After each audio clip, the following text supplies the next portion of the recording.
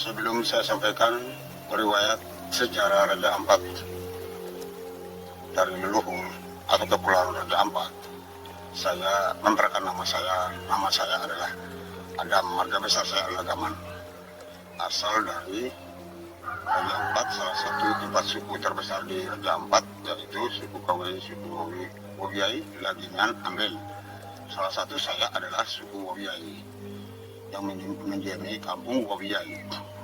Disinilah saya menjelaskan tentang sejarah Raja Ampat. Sejarah Raja Ampat ini terdiri dari bukan 4 raja, tapi mula-mulanya sejak pulau ini kami belum tahu namanya pulau apa, belum tahu namanya Pulau Wegeo. Begitu seluruh masyarakat Raja Ampat ini yang terdiri dari 4 suku ini semua mendiami hutan yang ada di Pulau Wegeo, belum ada di pesisir pantai. Pada waktu itu zaman dulu mereka tidak tahu masalah hukum agama maupun pemerintah, mereka hanya tahu budaya adat, istiadat saling ya di hutan, tinggal di hutan maupun di gua, bukan rumah. Nah disitulah rumah maupun di sungai mereka mendiami di semua tempat. Nah begitu mereka sudah tinggal mendiami di sana, punya hutan, punya burung, punya apa-apa yang ada di hutan sana. Disitulah satu saat untuk khusus di suku Wobiai. Suku Wobiai ini ada salah satu sungai yang namanya Waigi. Disinilah dalam sungai itu terdiri satu kampung besar oleh semua marga, yaitu marga Gaman, terus kemudian marga Maliping, marga Gamso, marga Maridal, marga Fei, terus Wegenyong dan Kapato mendiami di sungai itu. Ternyata satu ketika marga Gaman dia punya rumah itu tersendiri dari sebelah kampung tinggal di pinggiran kali. Nah, waktu dia begitu siang bolong, mungkin merasa panas atau jalan-jalan ke kepala sungai, tiba-tiba melihat ada disebut apa namanya tuh pelangi. Itu betul, terus ujang rintik-rintik, yang panas rintik-rintik, pelangi. Jadi begitu lihat pelangi, tiba-tiba di dalam kali itu ada 7 perempuan yang mandi, 7 putri kayangan. Nah, beda dengan mereka dengan manusia-manusia biasa, begitu cantik, rambutnya panjang, sedangkan kami di sini punya rambut tidak seperti itu, keriting semua, terus tidak serupa itu. Mereka serupa.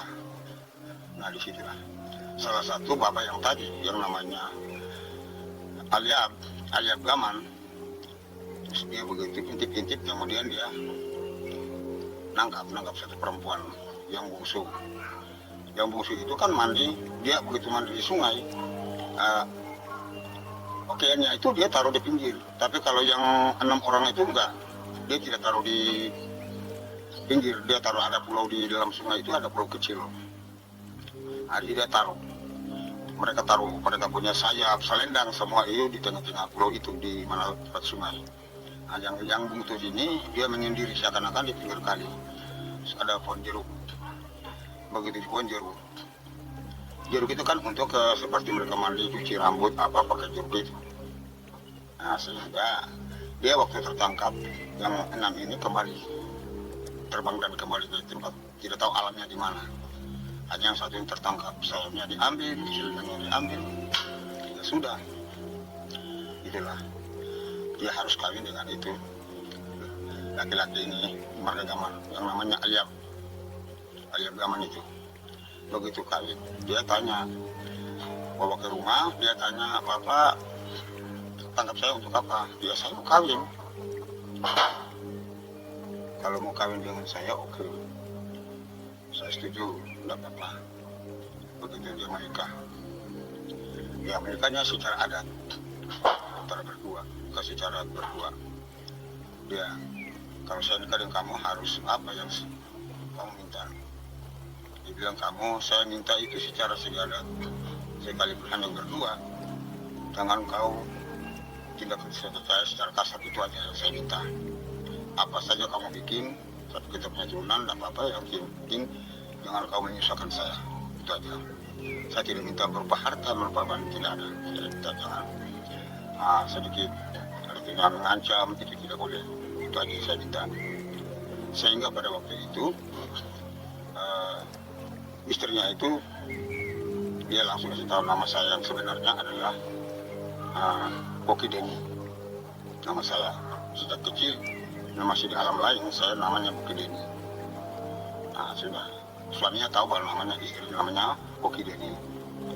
Begitu mereka kawin, kemudian alasan ibu putri ini bahwa dia mau berkebun, tapi sudah punya rencana. Saya ini sudah tertangkap sudah di alam lain. Dia usahakan supaya putrinya usahakan supaya ada juga yang keluar.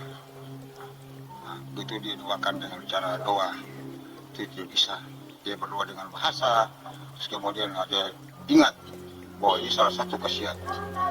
Itu khasiat mereka itu harus dia pakai dengan bahasa yang disebut funfunatisi nsapo morle usuk sudah morpata utul bukimalai kayangan bersulah.